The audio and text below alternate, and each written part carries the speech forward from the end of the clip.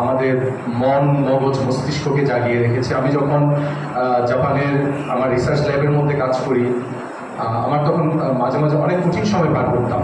আপনারা জানেন জাপানিজদের কি পরিমাণ হার্ডওয়ার্কিং পিপল তারা। ওদের সাথে কাজ করে আসলে কোনো কম্পিটিশনে পারা যাবে না। আমরা মর্নিংয়ে যখন যাই ওদেরকে দেখি ওরা সবার আগে চলে আসছে। আবার আমি রাতে যখন ল্যাব থেকে বের হই রাতের 12টা-1টায়, ওরা তখনও ল্যাবে বসে আছে। আর ওরা যায় কখন, খায় কখন, ঘুমায় কখন, ওই জন্য বিষয়টা আসলে ওরকম। কিন্তু মনিসের একটা কথা বলতেন, কয়েকটা কথা বলতেন, আমার কিছু কথা মনে আছে যে নিজেকে প্রস্তুত করো, কয়েকদিন বাদেই একটা জোয়ান তোমার কাঁধে চলে আসবে। যারা প্রাক্তন ছাত্র আছে তারা হয়তো মনে আছে। আর বলবো যে তোমাকে এমনভাবে তৈরি করো পৃথিবীর যেখানেই যাও তুমি যেন সেখানেই তোমাকে ফিট করতে পারো।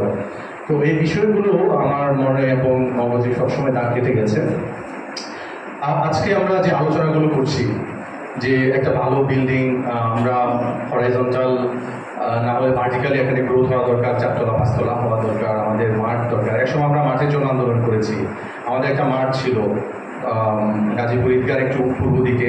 আমি বলতে চাই না, এটা নিয়ে মনিসা থাকার সময় অনেক কিছু হয়েছে।